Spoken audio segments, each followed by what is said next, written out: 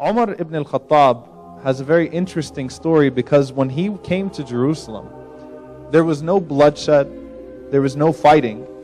In fact, Jerusalem was in such turmoil that the leaders welcomed his coming and welcomed becoming part of the Islamic Empire, and this is something that's well documented.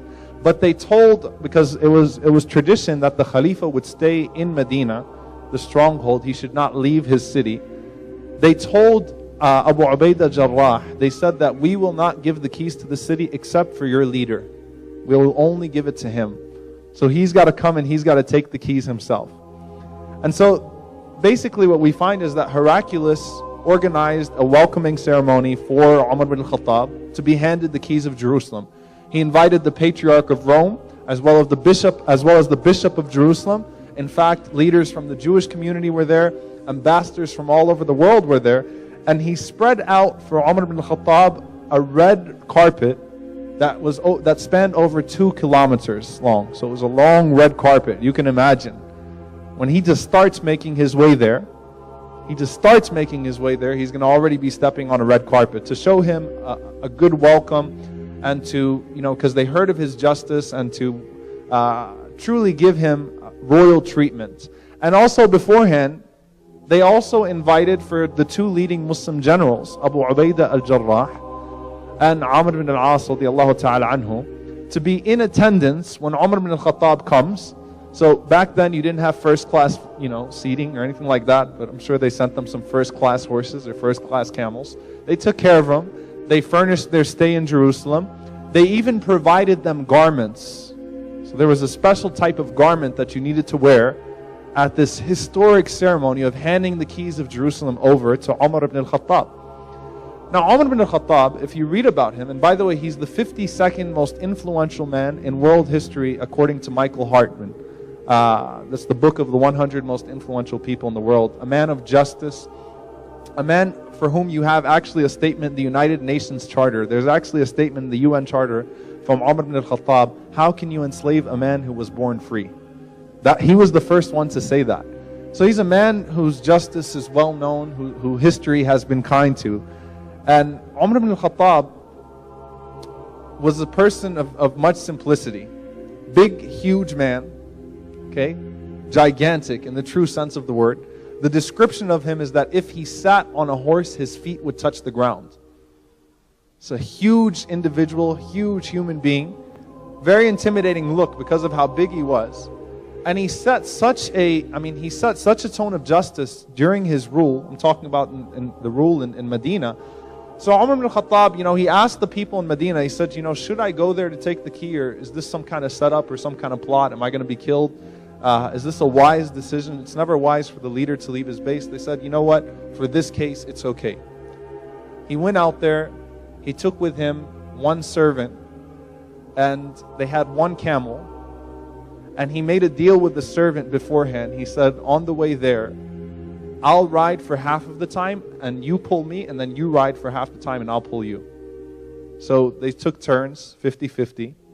And then Umar ibn al-Khattab, as they were approaching Jerusalem, the servant was on the camel, and he was the one pulling the camel.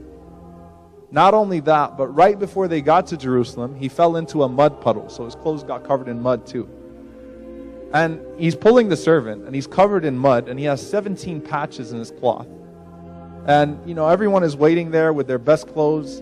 Everyone is waiting there to give him this grand royal reception. Here he is walking in, he's got mud all over him. And so the servant at least tells him, as they get to the red carpet, it's 2 kilometers long. He says, I think we should switch now. Umar ibn al-Khattab said a deal is a deal. 50-50, it's still your turn.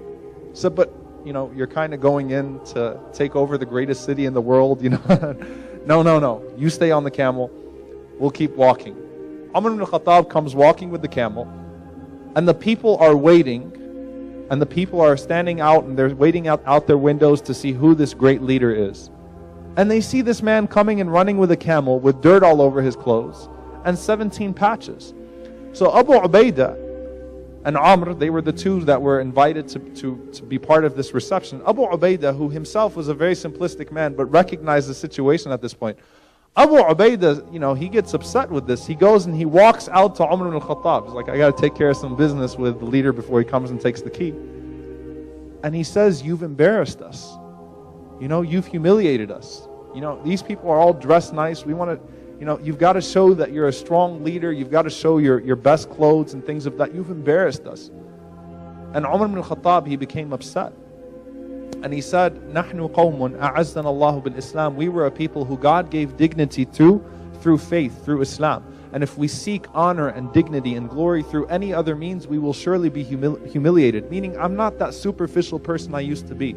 Umar was known before he became Muslim to be an extremely well-dressed, wealthy man. He was one of the few literates, few people that could read in his time. They didn't expect that from him. But he said, we seek our glory through faith. We don't seek it through subjugating anybody. We don't seek it through some pompous, display. We seek it through faith. And so he received the keys from Heraclius. And the people were shocked. And then the bishop of Jerusalem took him to the Church of Nativity. He gave him a little bit of a tour of Jerusalem. And he took him to the Church of Nativity. And while they were in the Church of Nativity, the call for prayer came. The call for prayer came, for the noon prayer came. And Umar ibn al-Khattab was in there and he knew it was time to pray. And the bishop of Jerusalem told him, he said, look, why don't you just go ahead and pray here? You're the leader. You don't have to go outside and pray. You can just pray here. It'll be an honor for us. And Umar ibn al-Khattab, he said to him, he said, no. He said, because I'm afraid that Muslims will come generations later and claim this is a masjid, this is a mosque, because this is where I prayed. So he walked out of the church, he walked down the steps, and he prayed right there. And then lo and behold, 400 years later, they built a mosque there called Masjid Umar, the Mosque of Umar. So he was right. He knew how history works with these things. He didn't want people to claim that church as a mosque just because he prayed there. Not because it was impermissible or not because there was some theological objection to that. He just wanted to give the people their rights and their respect.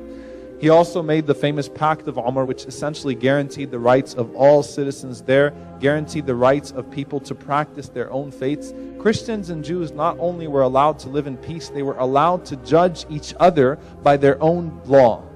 So they were not subject to Islamic law. They were allowed to keep things according to their law, out of sensitivity and out of justice towards them. So it wasn't like, again, the Bible was thrown away or the Torah was thrown away. In fact, if a situation came to Umar in regards to a public act of lewdness or disobedience from a Christian or a Jew, he would consult the rabbis or the priests, and he would ask them if this was something that was allowed in their faith or not. So it was complete justice, complete honor.